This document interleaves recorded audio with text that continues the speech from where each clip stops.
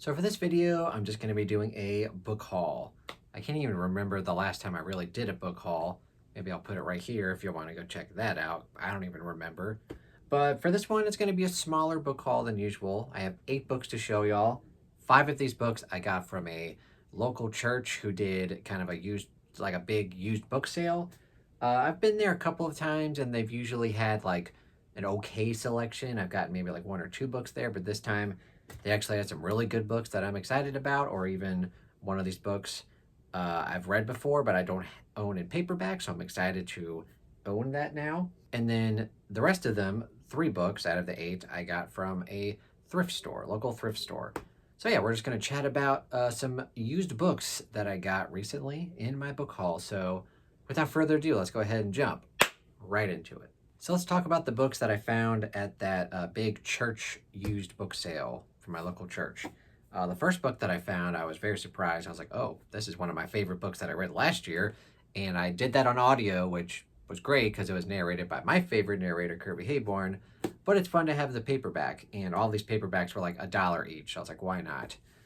I'm rambling. But the first book is The Plot by Jean Hanff Korelitz. Sounds German. I don't know, but this book was really good. This was one of our first, if not our very first pick for Thrill, Chill, or Kill book club back in 2023 when me and Stacy first started it. And it was so good. I know a lot of people were kind of lukewarm on it. They either thought it was good or pretty good. I loved it. I gave it 5 stars and maybe worth a reread. I don't know. I don't know if I would give it 5 stars on a reread now that I already know kind of what the gist of it all is, but it was really fun when I first read it. So, and it was only $1, so I thought that was a neat find. So The Plot, one of my favorite thrillers that I read last year. And then there are a couple of books that I have on Everend that I want to read, but now that I found the paperback versions, I can immersion read them. And they're definitely books that I'm very excited about, books that I've heard good things about. So the first one I'll mention is The Last House on Needless Street by Catriona Ward. I've heard great things about this author and this book in particular. Like I said, I'm excited to read it. I have it on Everend, but now I can immersion read, which is always fun. It's not the cover that I'm used to seeing. I think the cover that I'm used to seeing has like a cat on it and it's like green. If it's like the same book that I'm thinking of in my mind. But needless to say, I am very excited to check this one out eventually. I don't know if I'll get to it this year or not, but definitely excited to check it out once I eventually get to it. And I'm definitely excited that I can now immersion read it. And it was only $1. Another book that I'm excited to check out is Between Two Fires by Christopher Buhlman. Now, I've read one other Christopher Buhlman book. It's this one. What's it called? The Black Tongue Thief. I read this for Patreon once, and I didn't get along with it. It had some good moments, but overall I didn't really like the structure and the writing style of it so much. But it did have some really good moments, and I could see myself reading another book, which is why I picked this one up.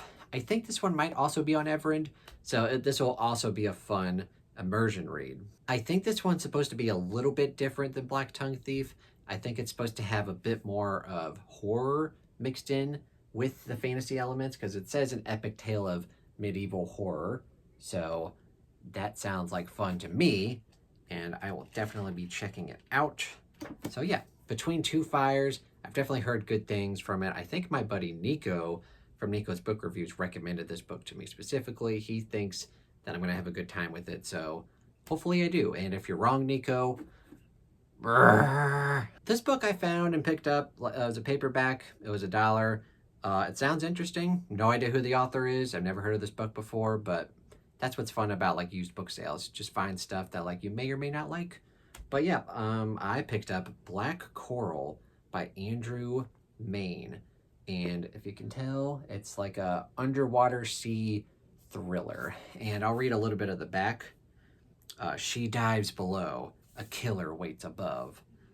Sloan McPherson and the Underwater Investigation Unit have discovered a van at the bottom of a murky Florida pond.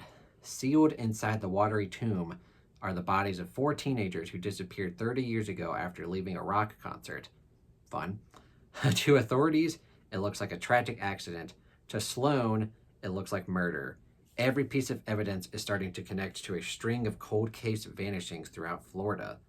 Clue by clue, Sloane navigates the warm, dark waters where natural predators feed, knowing that the most dangerous one is still above the surface, nesting and dormant. But when a fresh young kill is found in the Everglades, Sloane fears that her investigation has reawakened a monster. How can she catch someone who's a genius at hiding in plain sight? By acting as prey. The dangerous gambit is working only too well. She's being lured into a deception of the madman's own design. Has Sloane set a trap for a serial killer, or has she set one for her? Sounds interesting to me. Again, I've never heard of this author or anything about this book, so it'll be a fun book if I ever get to it. Hopefully I do. Probably next year, if that, or 2 years, 3 years down the road. I don't know. But it was $1, so what can you do? This book, I saw the author, and I was like, oh. But then I was a little duped because I was like, oh, that's not actually that person. But it's The Film Club by David Gilmour. If you guys know Pink Floyd at all, David Gilmour, longtime guitarist for Pink Floyd, one of my all-time favorite guitarists. And I was just like, and I was like, did David Gilmour write a book and I didn't know about it? Because it was in the nonfiction section, and I was like, this looks kind of like a fiction book. But no, it's just a random guy that happens to be named David Gilmour. But the premise of it sounds pretty interesting. I'll read a little bit of it. It was a bad time for David Gilmour. His beloved, unhappy 15-year-old son was flunking every subject at school, so David offered an unconventional deal. His son could drop out, not work, not pay rent, but there was a catch. He had to watch 3 movies a week of his father's choosing. That seems like a really dumb thing to do, but I'm interested to see how this goes. And it kind of harkens back to kind of my relationship with my own dad. Not that he did this for me, but we had similar tastes in movies and music and a lot of things. So we would do this already. Like we would watch horror movies and comedies together and have a good time. So I'm interested to see how that father-son relationship works in this instance, because it kind of seems like maybe they don't have the same taste, but he's going to try to introduce his son to different movies apparently. So and that's the father-son duo, by the way. But yeah, I'm pretty sure that's just a random David Gilmour. But yeah, it sounds like an interesting book. It's very short, so it'll probably just be a random book I pick up way down the road. But yeah, I'm interested. And then me and Stacy had some time to kill the other day, so we actually went to a local thrift store and went book searching in there. Normally they had like a pretty good selection. Now it's a little smaller, but I still managed to find a couple of good books. Hopefully. The first one is actually a book that I DNF'd, I think last year. I temporarily DNF'd it because I just wasn't quite in the mood for it at the time. Also, I was reading a hardcover edition while trying to immersion read with the audiobook that I have. And I don't know, for some reason the hardcovers just don't do it for me. But this is actually a paperback version. And that would be Killers of a Certain Age by Deanna Raybourn. It's got a pretty fun premise. I think it's basically just like a bunch of old ladies and they kill people. I think they've spent their lives as the deadliest assassins in a clandestine international organization. But now that they're 60 years old, 4 female friends can't just retire. It's kill or be killed. So it's a fun premise, but for whatever reason, I just wasn't in the mood when I tried to read it last year. So hopefully now that I have a paperback version and the audiobook, I can immersion read it and have a much better time with it because it does sound like a fun time. Let me know if y'all have read this before, by the way. Another book that I found is a book that I'm interested in watching the movie because I'm pretty sure this is like a Jennifer Lawrence adaptation. I don't know if it's supposed to be any good or not, but I saw it and I was like, I could read it and potentially watch the movie later on. But it's called Winter's Bone by Daniel Woodrell. I'm pretty sure that's a Jennifer Lawrence movie. Let me know if I'm an idiot and just making that up. But, yeah, that's basically the only reason I picked it up. It was like a couple of bucks at a local used thrift store. I really don't even know the premise, if I'm being honest. There's also like a random sticker in here. Oh boy. I don't really know anything else by the author. let's see what it says on the back here. Ree Dolly's father has skipped bail on charges that he ran a crystal meth lab. Oh, damn. That's not what I was expecting. And the Dolly family will lose their house if he doesn't show up for his next court date. With 2 young brothers depending on her, 16-year-old Ree knows she has to bring her father back, dead or alive. Stalking him through the blighted wintry hollows of the Ozarks, Ree discovers unforeseen deaths in herself and in the Dolly clan, a family network that protects its own at any cost. That was not what I was expecting from this, but okay. Yeah. Now I'm definitely interested. And the last book I have to show y'all, I actually did not pick out. Stacy picked out. I'm going to let her read it first and see if she really likes it. If she really likes it, I may or may not give it a go. I'm not sure if I'm interested, but it is called Amari and the Night Brothers by B.B. Alston. I have not really heard of this. I believe it is probably a middle grade fantasy series of some kind. It says on the back, Amari Peters has never stopped believing her missing brother, Quentin, is alive. Not even when the police told her otherwise, or when she got in trouble for standing up to bullies who said he was gone for good. So when she finds a ticking briefcase in his closet containing a nomination for a summer tryout at the Bureau of Supernatural Affairs, she's certain the secretive organization holds the key to locating Quentin. If only she can wrap her head around the idea of magicians, fairies, aliens, and other supernatural creatures all being real. So that actually does sound kind of interesting. So, but I will let her read. I will let her read it first and see how she gets along with it, and then I may or may not pick it up. But the back of it does sound pretty interesting. I think I've heard some people mention that this was a fun, like middle grade series, YA maybe. It looks like middle grade, but yeah. If she likes it, I might give it a go, but you never know. Unintentional rhyme. Editing Jake here. I've actually picked up a few more books. I just filmed my book haul that you're watching right now. Oh, I filmed that like a few days ago, but I actually just picked these books up randomly, so I'll tell you about it. And actually today, me and Stacy went to Costco because we needed to get a few things, and of course we always check the books. We're booktubers and book lovers, and I found this book for pretty cheap. It's the new Frida McFadden, The Housemaid is Watching, which I'm excited to check out because I really loved books 1 and 2. So now it's a lot of fun that I have the third book, which I don't know when I'll get to exactly. Probably I'll wait until the audiobook is on Everend and I'll immersion read it, but definitely wanted to show y'all that because I'm very excited. Also, I don't know if I mentioned this before, but on one of my routes that I do for my mail delivery on Saturdays, there's at the very end of the route, there's kind of like a small little free library that I check out here and there, and I'll take some books and give some books, blah, blah, blah. I found a couple of books. I also found another Frida McFadden called Never Lie. Never heard of it, don't know what it's about, but it was free, so that's good. And it's Frida McFadden, which I know I've liked a few of their books, so yeah, I'm interested to try that. And then I got, I think, another thriller book. I didn't really look at the back or Goodreads it or anything, but it's called The House in the Pines by Anna Reyes. I think I've heard of this author, but I've never heard of this book. It was free, so we'll give it a shot eventually. But yeah, if you guys have read any of these books, please let me know down below.